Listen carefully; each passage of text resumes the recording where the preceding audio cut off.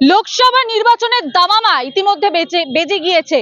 এই মুহূর্তে আমি রয়েছি শ্রীরামপুর লোকসভা কেন্দ্রের চণ্ডীতলা ছাতিমতলা চত্বরে। আজ সকাল থেকেই চণ্ডীতলা গ্রাম পঞ্চায়েতের বিভিন্ন এলাকায় প্রচার সারছেন সিপিআইএম প্রার্থী দীপশিতা ধর। কখনো হুটখোলা টোটোয়, কখনো পায়ে হেঁটে, আবার কখনো মন্দিরে প্রণাম করে জনসংযোগ করছেন বাম প্রার্থী দীপশিতা ধর। বন্ডের নামে কোটি কোটি টাকা কোথায় গেল তৃণমূল বিজেপি, জবাব দাও। এই বন্ডের নামে কোটি কোটি টাকা আত্মসাৎ করলে কেন তৃণমূল বিজেপি, জবাব দাও। এই বন্ডের নামে দুর্নীতি আর ধর্মের নামে রাজনীতির বিরুদ্ধে কাটতে হবে তারা চিহ্নে।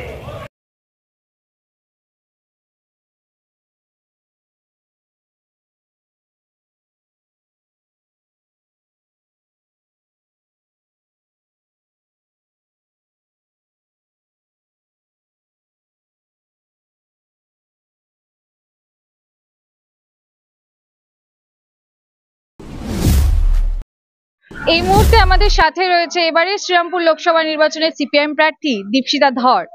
সরাসরি তার থেকে কিছু প্রশ্নের সম্মুখীন হবো এবং কিছু প্রশ্ন করব।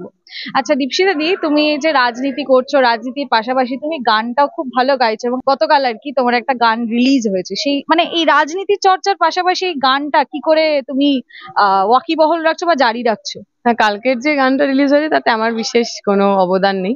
গানটি লিখেছেন আর একজন মানুষ, গানটি গেয়েছেন আর একজন মানুষ। আমার জন্য গেয়েছেন, আমার জন্য লিখেছেন। আমি খুব থ্যাঙ্কফুল যে এরকম মানুষরা রয়েছেন, যে মানুষ এই সময় দাঁড়িয়ে নিঃস্বার্থভাবে আমাদের ভালোবাসেন, আমাদের সঙ্গে থাকেন। এবং আমার মনে হয় নাচ, গান, কবিতা, আবৃত্তি, খেলাধুলা সবটাই তো আমাদের জীবনের অঙ্গ। রাজনীতিবিদ এই সমাজেরই একজন মানুষ। আমি রাজনীতি করি বলে আমার অন্য কোনো রকম কোনো ইনভলভমেন্ট থাকবে না, তা তো হয় না। আমরা চাই রাজনীতিতেও সুস্থ সংস্কৃতি ফিরুক, মানুষ গান করুক, মানুষ ছবি আঁকুন।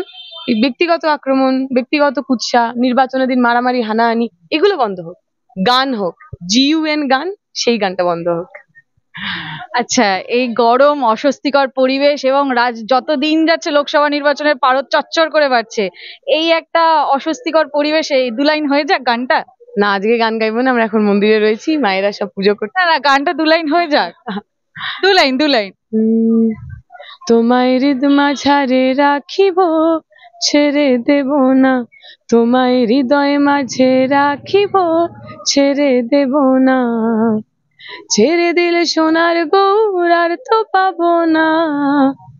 ছেড়ে দিলে সোনার গৌর আর তো পাবো না, ছেড়ে দেব না।